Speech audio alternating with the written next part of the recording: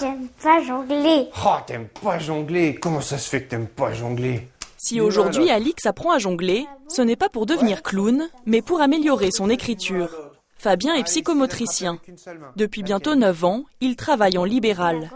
Les enfants qu'il reçoit sur prescription médicale ont des troubles d'apprentissage, des difficultés pour se concentrer ou encore pour s'adapter à leur environnement. Hop là! L'intérêt de la psychomotricité, c'est vraiment la question d'intervenir sur le développement de l'enfant, sur l'ensemble de ses interactions, des interactions motrices, psychiques, affectives, émotionnelles, de toutes ces sphères de la sphère cognitive. Donc on est vraiment au cœur de l'ensemble des préoccupations pour l'enfant. Et on voit bien qu'il y a toute l'influence des émotions, parce qu'Alix, quand elle se concentre, ça devient un petit peu moins difficile. Donc on a vraiment une partie à la fois de compétences motrices et à la fois de capacité attentionnelle. Super. Alix vient ici depuis septembre, car à 8 ans, l'écriture lui demande encore un effort important. Donc, tu vas dessiner des oiseaux. Et là, en fait, au niveau graphomoteur, on va aussi retravailler la posture.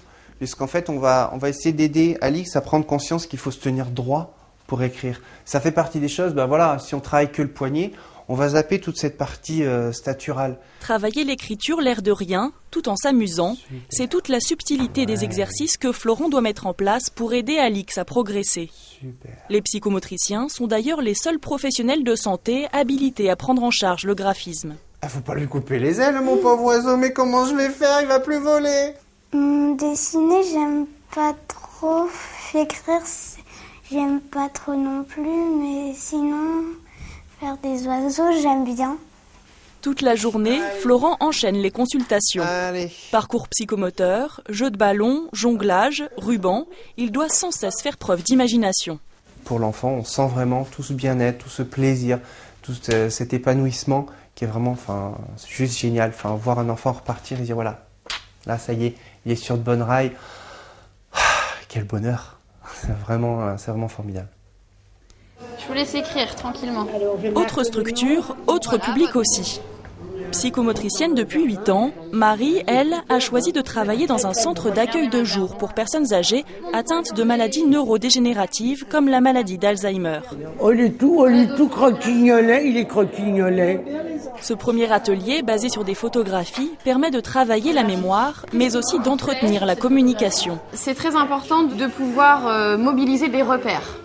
Puisque effectivement les repères ont tendance à s'amenuiser de par les différentes difficultés cognitives. Et puis c'est aussi toujours les photographies un support à l'expression. L'expression verbale, mais aussi la réminiscence de souvenirs. Des souvenirs qui ont tendance à s'envoler un peu trop vite. Il y a des choses qu'on finit par oublier. Ou parce que ça ne nous a pas plu, ou c'est surtout parce qu'on oublie. Et ici, je récupère la mémoire. Ça me plaît bien de la récupérer. On parle souvent de ces personnes par rapport à ce qu'elles ne sont plus, ou ce qu'elles ne peuvent plus faire, et on ne pense pas assez à tout ce qu'elles peuvent encore faire ou tout ce qu'elles sont encore capables d'être. Donc moi, mon rôle ici, c'est vraiment de permettre aux personnes une revalorisation d'elles-mêmes et une expression de soi par rapport à leur identité propre, au-delà de ce que la maladie modifie. Et ça me fait quelque chose. La journée se poursuit en musique. Marie chante dans une chorale, une passion dont elle peut se servir tous les jours dans son métier. C'est vraiment important d'être formé effectivement à plusieurs techniques, que ce soit la musique, que ce soit la danse, les clowns, les percussions, puisqu'effectivement tout ça ce sont des médiations, des activités qu'on va pouvoir utiliser auprès des personnes. Et en fait moi c'est vraiment cette richesse-là que j'apprécie dans mon métier. La musique est assez forte. Une dernière danse pour maintenir l'équilibre et la motricité. Les journées sont bien remplies. C'est parfois fatigant, le rythme est assez soutenu et justement du fait de cet engagement, notamment physique que l'on a avec les patients. Mais c'est une fatigue relative parce que quand on aime ce qu'on fait, finalement, ça ressource. Et souvent en fin de journée, il va y avoir des merci ou des sourires et rien que ça paye largement la fatigue engendrée. Déjà bien établie dans le domaine de l'enfance, la place du psychomotricien dans l'accompagnement du vieillissement est en plein essor.